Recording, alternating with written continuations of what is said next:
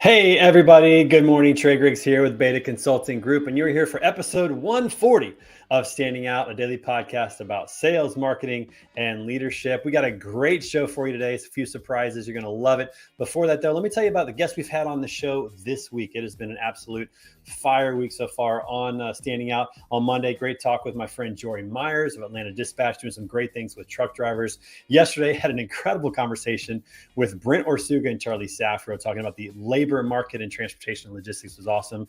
Today, my friend Matt McLelland is going to be on the show. Got some cool stuff to talk about with him. Tomorrow, my good friend Robert Cadena, CEO of Lean Solutions, is going to be on. We're going to talk about his journey to building an 8,000 employee company. And then on Friday, get a chance to talk to Cal Provost of Broker Carrier. So it's going to be a great week of episodes. Make sure you come back and check them all out. 10:30 a.m. Central every day for an episode of Standing Out on LinkedIn Live, Twitter, Facebook, and YouTube. Also, if you do me a favor, check us out on our website. Go to betaconsultinggroup.com and see how we are helping companies tell their stories and build their brand, move them out of the realm of obscurity into becoming a well-known brand. Very exciting work that we get to do, and we love it. So check out our website and submit a form. We'd love to work with you and help you build your brand and get your story out there as well. Also, want to make sure that you understand we got some really cool swag items in the swag store. And because it's September and my Chiefs are 1-0, we got a coupon code for you guys to use. So go to the swag store, shop.betaconsultinggroup.com. Use the coupon code GOCHIEFS to get 25% off your entire order. We got great water bottles, coffee mugs, all kinds of cool stuff. We want you to be a part of our community here so that you can, every time you see that water bottle, that coffee mug, you think about being excellent. That's what we're all about. So pick up some swag. Make sure you take a picture or video and send it to us whenever you have it. We'd love to see you and love for you to be a part of the community that we're building here at Beta Consulting Group. And finally, I want to give a shout out to our sponsor, to TAS, the good guys in freight factoring, helping carriers keep those wheels turning with cash flow services, small business loans, as well as discounts on fuel, tires, insurance needs, dispatching services, all kinds of great stuff. And so appreciate those guys. Check them out at TAS.com. Let them know that Trey sent you, or make it easy on yourself and simply click on the link that Ruth is going to put into the comments today, and you can go directly to my landing page with TAS so they know that I sent you. I can get credit for this, people, so hook me up, help me out with that, and get started with those guys. And if you're a freight broker, listen, you're talking to carriers every day who could use this kind of help, so you can become a referral partner and make sure that your carriers have everything that they need as well. All right, hey, listen, so I met this gentleman online. We still have not met in person. This is the COVID way. So I met him online through LinkedIn, saw him post something really cool, and I was like, man, I got to have this guy on the show to talk about truly standing out. And so please welcome to the show my friend from Covenant, Matt McLelland. Matt, what's up, man? How you doing? Hey, Trey. Good to see you again. Good to see you too. I know it's great to have you on the show today. Appreciate you coming on. You have no idea what you're jumping into. You just kind of said, yeah, I'll do it. I'll jump in and see what this is all about. So hey, when you talk about something you like and you love, your job and things you're passionate about, you don't have to rehearse. That's right. Well, and I'll tell you what, I can tell from our conversation in the green room ahead of time, you are definitely not afraid to just jump in and try something new. You were telling me before the show that you do some pretty adventurous things, scuba diving and aquariums and some other things. Where did that passion and adventure come from? It's funny. I feel like that was one of the peels that my wife saw in me when we got married 18 years ago. I wasn't the guy that, sure. I'm not judging because there's golf clubs behind you, but I'm not sort of a golf club, sports on Sunday. Listen, women aren't attracted to golfers, by the way. I'm just letting you know that's not a good thing in a marriage. Yeah. I mean, my wife and I, we ski, we met whitewater kayaking. We try to stay adventurous together and separately. I just got back. I think I told you earlier, I climbed Grand Teton last week. She and I are camping out Friday night in a Sprinter van. So I love just being outdoors. I live Lookout Mountain, Tennessee, which is right outside of Chattanooga. So it's just a perfect place for me to live. If you love living outdoors and you're east of the Mississippi, I'm convinced this is the best place to be. That's a great spot. I've heard Hey, we're west of the Mississippi, so don't worry about that. But I've heard great things about, I've been in Lookout Mountain. I've heard great things about North Carolina as well, but it's a phenomenal place where you're located. So do me a favor real quick. Take 30 seconds to tell everybody a little bit about who Matt McLelland is. Yeah, so I am voluntarily telling you that I'm 52. I've been in logistics, for the last 20 years, and it's a great career. It's funny when I mentor and talk to young people, I try to make sure that they remember supply chain is a fantastic place to be. I'm happily married to a wife of 18 years. My wife's an OBGYN. We have one kid. We live in Lookout Mountain. have a Instagram page called Chad the Van, which kind of details all of the travels and exciting things that we enjoy doing. If you were to meet me on an airplane, if we were sitting next to each other, I wouldn't be in the middle seat. But if you were in the middle seat and we were having a conversation, you might, it would take a while to kind of get around to what do you do? You know, what do I do for a living? Because I like to think that I'm more about, you know, who I am is more about what I do outside of work than inside of work. But I do love what I do. I do love my job, and I love talking about that as well. Yeah, no, that's awesome. And you do some pretty adventurous things. In fact, the way that we connected on LinkedIn, we've been connected for a while, following each other. But the way that we really connected and I reached out to you was that you did a little bit of a stunt. I'm going to call it a stunt. It looks like a stunt to me, but it looks like probably every day for you. But you did a little bit of a stunt promoting the upcoming F3 conference in Chattanooga. You're a Chattanooga guy, and so promoting that event, getting people there. And that really stood out to me. It was a way to definitely stand out, I'd say, to say the least. So here's what it looks like. This is what you were doing. I still paid full price for my F3 ticket too, by the way. I was not compensated for this. It was pure altruism. Hang on one second. I got the audio in my head. I should have turned it down, but I'm listening to you right now on this. I know you can't hear that, but you did this. So you were up in this, you were hang gliding and you were talking about the upcoming F3 event. Where did that idea come from? It happened spur of the moment. You know, sometimes I put the GoPro camera out. I'll record a little thing for my kid or for my wife, or, you know, I'll just give a shout out to a friend of mine. I'll take it, I'll put it on my phone and text it to him later in the day. But for some reason, I don't know what made me think about, I guess I was probably thinking about, you know, Future Freight and some friends that I was looking forward to connecting with. And, you know, it's right here in Chattanooga. It's the first time it's been here. The more people that come here, like yourself, and maybe some of your people that are watching or listening, you know, the more exciting it is. I'm like, you know what? I'm going to see if I can do this in one take and in less than 60 seconds. And it took me 2 takes, but I was able to do it. I got the dates wrong on the first one. Well, it's already good. I mean, this looks great. I still paid full price for my ticket. Seriously, you should get a discount for that. I mean, that was incredible. I mean, you're risking your life here to do this, but the quality was good. The audio was good. You definitely called out some people to do that, but you said it was spur of the moment. I think that this actually happens for most creators, is that you don't really think about it weeks in advance. You think about it on the spot, like, oh, this would be a cool idea. This would be something good to do. Is that how a lot of things happen in your mind from a creativity standpoint? You know, it does. And, it's funny. I hope this doesn't sound bad because I know my wife's not going to listen to this, but I used to date this girl before I got married. She would have 1,000 ideas a day. They were all $1 million ideas, and they would just come to her in a split second. And I was so envious of people that could do that. And, you know, over time, I think she rubbed off on me a little bit. But yeah, you know, I'm not impetuous. In fact, if anything, I'm probably a little guilty of thinking about things and analyzing them too long. I'll pull this, one of my mini desk props, you know, without data, you're just another person with an opinion. So generally that means I think about things. So yes, spur of the moment for creativity, but I do kind of crunch on things for a while. Well, that was probably the best advertisement for an event that I've seen. And so I was like, man, I've got to get this guy on and talk about it, because that's truly a way to stand out. I mean, that's something that you don't see every day. It's an invite. Now, where was that over? Was that over Lookout Mountain? Was that down there in Chattanooga? Yes, that was over Lookout Mountain. And if you'll remember, there was another video right before that of, you know, in our industry, you know, trailers, we keep hearing about trailer shortages. You know, we can't get all the trailers that we need. And I'm flying over, I can't remember the name of the company, but it's right in the valley. And there was this trailer yard with probably 500, 600, 700 trailers just empty, just sitting there. And I thought, what's up with this trailer storage? And it so happened the way the camera was set up, I was able to record that and give a little, you know, pithy commentary. And anyway, that was funny too. No, it's incredible. I mean, when you look at the scenery, I mean, it's absolutely amazing. A quick off-topic question: how did you get into hang gliding? You know, when I graduated from college back in the early '90s, I had 4 months. I didn't take like a gap year or anything. I had 4 months before my job started. That was when the next training session started. And Lookout Mountain is actually known for hang gliding instruction. So after I took a couple of little trips, I said, you know what? I'm going to learn how to do this. I've always watched people do it. I'd look up, I'd see people flying over my house, and I took lessons. And in a week, I soloed. Lookout Mountain Flight Park, hangglide.com, a little bit, you know, but if you come to Chattanooga, that's definitely something you got to try.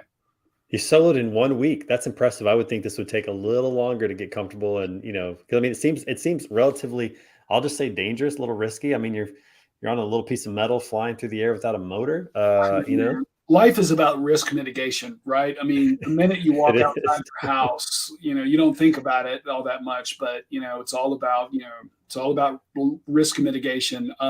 There are things that I do, that hobbies that I have that are scarier than that one in terms of, I just climbed Grand Teton. I told you earlier, I'm standing on this ridge looking at 3,000 feet of straight down, and I'm just clipped into some guy in front of me in a rope, and I'm thinking, what am I doing? But then I remember I playing better, so what do I care? Yeah, exactly. I mean, those are exciting times. Now I have to put you on the spot because in the video, you definitely called some people out and you said, "Come down and you can hang glide with me."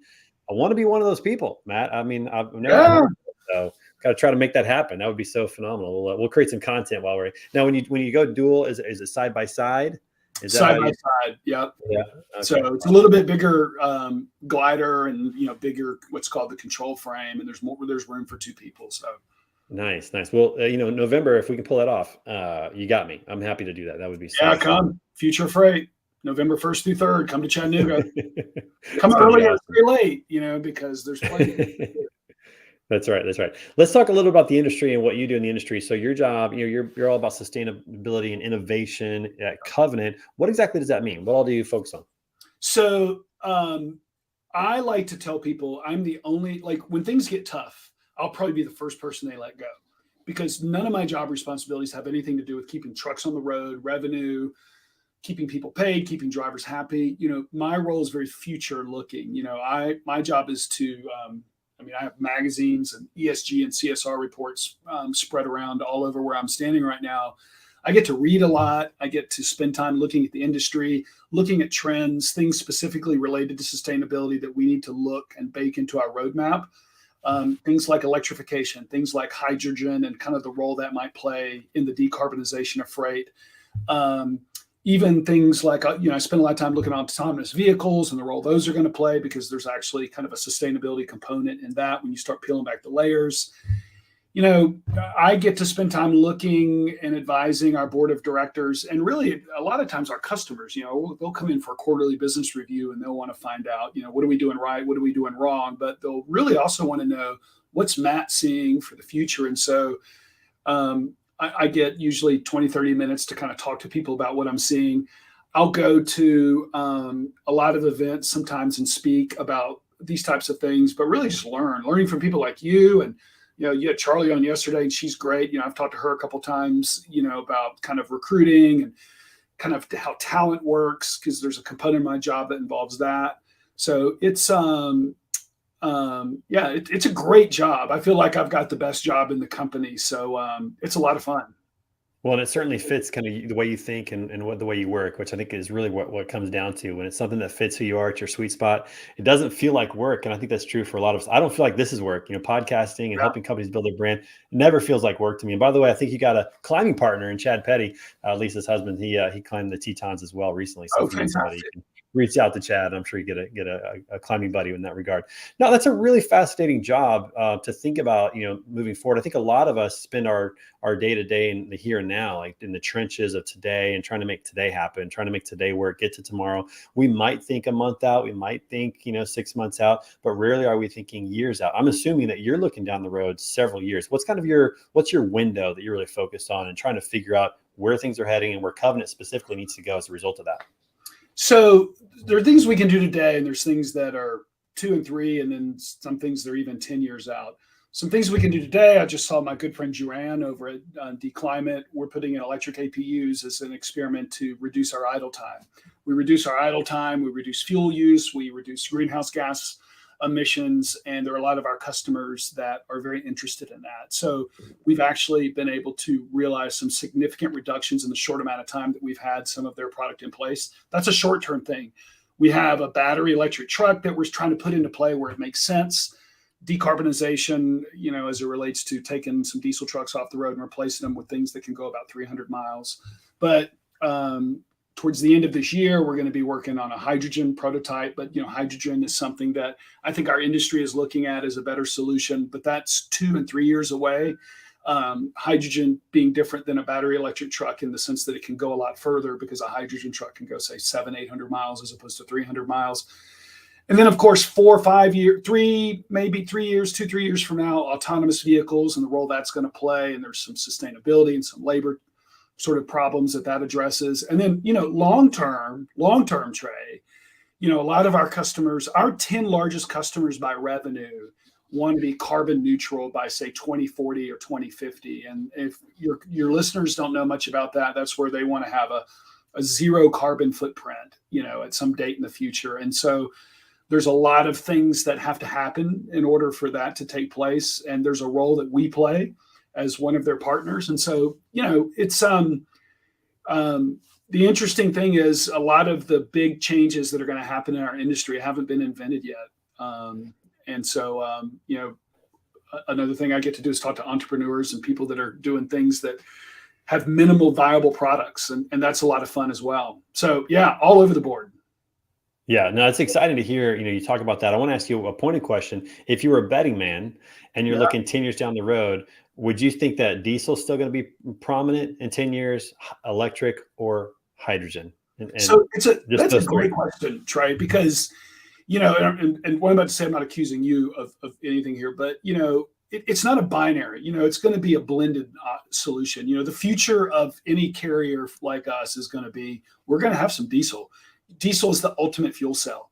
But speaking of fuel cells, we'll probably have, maybe 10, 20, 30% of the fleet running on hydrogen, and we'll have some battery electric and maybe have some flux capacitors, running something at some point in the future. A blended fleet is the answer. Diesel's not going anywhere. And some people in my industry would shoot me for saying that. Gavin Newsom, the governor of California, would probably, you're not welcome to the state anymore. That's right. Yeah. But it's not going anywhere. There's not enough renewable energy right now to satisfy the kind of demand that we have as an industry, much less you and I have as consumers. It's not going anywhere. I would love for there to be some crazy disruptive technology come out of nowhere and all of a sudden, solve a lot of our energy problems. But diesel is going to be a part of all private and for-hire fleets for the foreseeable future. Yeah, I tend to agree with you on that answer. And I want to put you on the spot to see where you go with it, kind of leave it open. But I think I completely agree with your answer. I think it's going to be a blend because it's optimization. Because when I think personally, for example, I'm not ready to have a fully electric car because I drive long distances and I just don't know if the infrastructure is there. I don't know that I believe in it just yet.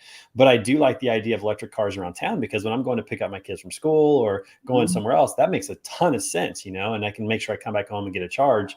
So I think there's optimization, especially when you think about trucks. There's local trucks, there's DC to DC trucks, there's over the road trucks. And I think each of them will have a reason to choose one over the other long term. But you look at like California, like right now their electric grid is having so many issues right now. It's like, how are we going to power all the vehicles as well with that? There's going to be a lot of improvements to charge their cars right now. Right, exactly. I mean, that can't at night or something. Right. That can't be the exclusive solution. And when you see a state like California that says they're not going to let dealerships sell combustion engine, automobiles in 10 years, I think 2035 is what they said. Like, to me, that is an extreme jump from one to the other. And I think the more reasonable solution, like you said, is going to be a blended solution. And I do think it's going to be optimized based on what the use is for. What do you think about that? I'll say two things. One is, as crazy as I think the governor of California is, here's what I do love about what he's done. Is I feel like if you don't have goals in life, if you don't throw down the gauntlet and set a date, you'll just never get anywhere. And so, kudos to him for throwing down the gauntlet. Now, I don't think we're going to get there, but I think that pressure that manufacturers have and how that's going to drive innovation and kind of speed up investment dollars, because listen, nobody is going to walk out of California. They may have their problems and they may have wildfires and they have power shortages and they may have crazy sort of problems that they're known for having problems for. But at the end of the day, it's a very critical part of our economy and we're not going anywhere. And so kudos to Gavin, as much as some of my friends will hate to hear me say that, because I think it's important to have a goal. I'll say one other thing. This is interesting. This is what's called a bridge technology. This is a product called renewable diesel. This is like biodiesel, but it's 50%. It's made from some of the same feedstock, raw materials that biodiesel is. But this is actually the way it's refined, pure diesel with 60% less greenhouse gas emissions than regular petroleum diesel. Now, the problem is they can't refine this stuff at scale yet. But we have 4 trucks running it out in California. The drivers all feel like it's got more power. There's no forced regens, which is kind of a diesel thing to help clean out the soot. The drivers like it better. The drive is smoother. And at the end of the day, when they're walking around the truck and everything, they don't feel like they have all this soot on them like they used to. So, this is a bridge. This is going to be one of the things. As soon as we can start finding more of this stuff, we're going to use more of it. But then so is everybody else. Right. And refineries are the huge problem. Like we have plenty of oil, but I mean, getting it to a usable product, that's been the issue for a while. And reason why oil prices go down, but gas prices and fuel prices keep staying high. So it's pretty fascinating to see new technologies like that. And just to see kind of which ones are going to win out or how they're going to win out, which ones are going to be optimized for that. But I will say kudos, to Governor Newsom. I'll follow it up with setting a goal and a timeline. It's kind of like when JFK threw down the gauntlet for getting to the moon and back. I'm a big space nerd. So that was pretty cool because it forced everybody to work towards that timeline. And that is definitely a good goal. And it's going to push the envelope, whether it be on electric or on hydrogen or something else, or maybe this new technology that you're referring to that we don't even know about yet. It's going to be coming out soon. So. Yeah, Bill, I don't have it in front of me right now. It used to be right here on my desk. Bill Gates has this book called How to Avoid a Climate Disaster. And I have kind of a love-hate relationship with Bill Gates. I don't agree with everything. I think a lot of people do. Yeah, but he's a very thoughtful guy, and he's very altruistic, and he invests a lot of money in things to make the world a better place. But one of the things he says about carbon neutrality and companies in countries that set these goals is that a lot of these goals are based on things that haven't been invented yet. And so that's why he has this massive fund that he invests in some crazy ideas that he knows may not ever pay off, but those founders will fail and they'll learn from those mistakes and they'll go on to develop the next, I keep saying flux capacitor, so maybe I'm dating myself. I know what you're talking about, and I love it. Keep talking like that. That's Marty McFly about the flux capacitor. With this the best trilogy maybe ever. I don't know. Maybe. Oh, yeah. Could be.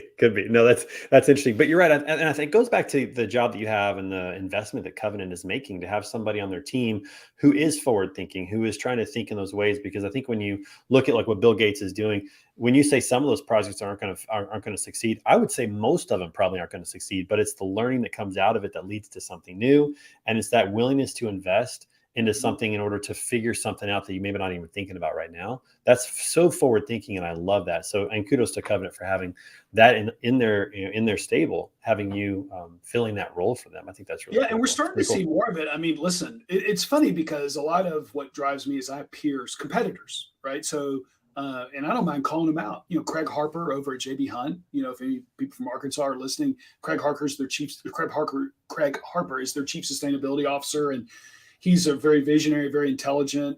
He's been in the industry forever, and he's kind of a legend. And, he and I kind of bounce ideas off each other. In fact, I called him when we were questioning whether or not auxiliary power units were a good idea. Like, hey, what do you think about this? And, we talked as peers, but we compete against each other.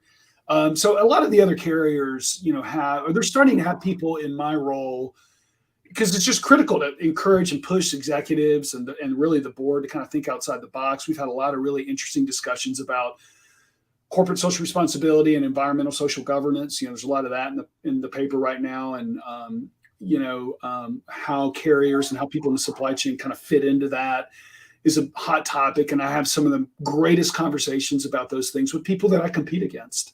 So yeah, I love that. And government can only regulate so much, and they're only going to, and those regulations tend to change based on who's in power. I love the fact that companies are starting to step up and get the job done, because I think that's what it's going to take, is for companies to take that initiative and say, we want to be a part of, sustainability, making sure that we're taking care of our earth, the resources that we have. And so I think that's huge. You guys are doing that, and that there's some collaboration, even though there's competition. And that's the one thing I'm starting to see in transportation, is more collaboration among competitors, which I think is great for the overall industry. Some people are afraid of it, but I think it's great. Let me tell you something I'm excited about that I'm be doing at the end of this month is I'm going on a ride along with one of our drivers for 4 nights. And so we'll be on the road for, 10, 11 hours a day. I'll deliver stuff. I'll eat at truck stops. I'll take showers at, Travel Centers of America. I'm very much looking forward to talking to this gentleman, Thomas, that I've gotten to know. He's my driver that I've been assigned to. We're going to be sleeping, I'm going to be in the upper bunk. He's going to be in the lower bunk. But just being able to kind of walk a mile in his shoes, ask him, yes. What do you think about autonomous? Do you think this is going to, are you scared that this is potentially going to take your job away? What do you think about battery electric trucks? what do you think? And talk about safety and nuclear judgment. So I'm really looking forward, not just to people like my good friend Craig Harper and Eric Neandros over at, some at ACT, but also, the people that are driving the trucks. And so I'm really looking forward to that. Are you going to be documenting this? That's what we need to know, because the rest of us want to know. I'm going to go. Yes. Yeah. If you follow me on LinkedIn, which if you don't, you should, because I like to have, post a lot of things about systems. You should. Everybody listening should follow you on LinkedIn. Absolutely. Yeah. I'm right really after this show. I'm really looking forward to posting a lot about what that experience is going to be like. So that's awesome. So, I'm getting a chance to do that with Ardor Express this month. So Ardor Express here is in St. Louis. They're friends of mine. I said, hey, I'd like to get in a truck and experience it with one of your drivers. And like, yep, we'll make it happen. And so I'm going to do the same thing. So we can have some fun with that in terms of creating content and going back and forth with that. So that's awesome. I love the fact that you're going to do that. All right, Matt, we got a segment we got to jump into here as we close out everything. By the way, did you know what day it is today? It's a national day every day. Do you know what day it is today? Well, I know what this week is. This is driver appreciation. Well, this week is driver appreciation week. That's true. So first of all, let's just say thank you to all the drivers out there. So thank you, truck drivers. We appreciate you. But it is also a national day as well. And today is National Parents' Day Off. So listen, if you're a parent out there, it's a tough job. Enjoy a little time off. I hope that you can get a little time off yourself from parenting and all that, because it's just tough. It never ends. It's 24/7 and, it never ends. So it's National Parents' Day Off. So enjoy that. What are you going to do? Anything? What am I going to do? I am going to go on a mountain bike ride at the end of today. You've got a pair of golf clubs there behind you, so maybe that's a little. I should just go play golf. Yeah, my wife and I should just leave the house and just let the kids have it for a couple hours and see how it goes. It could be good, could be disastrous. I don't know. Yeah. We got one more segment. Yeah. Oh, go ahead. I was just going to say, my son Rose, for his school, he's going to be gone till 8. My wife's got a girls thing, so I've actually got as soon as it is Parents' Day Off for you. It's going to be a great day for me. Yeah. That's awesome. All right. Also, every day, Matt, we have a random question of the day. Now, listen, I don't know what this question is. I haven't seen it. Our producer puts it all together. It may be a good question, maybe funny, maybe a terrible question. I have no idea. But let's go ahead and put up there the for me, a question for me. For both of us. Yeah, because I haven't heard it. It's for both of us. All right. The question is, what would you be if you had to wear one Halloween costume every day for the rest of your life? Oh my God. I've got mine.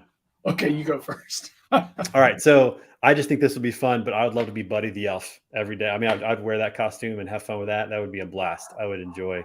We're a big Christmas movie family. That's our favorite. It's a great costume. That's what I'm going with. I'd go with Buddy the Elf. Gosh, does it have to be a character? I'm I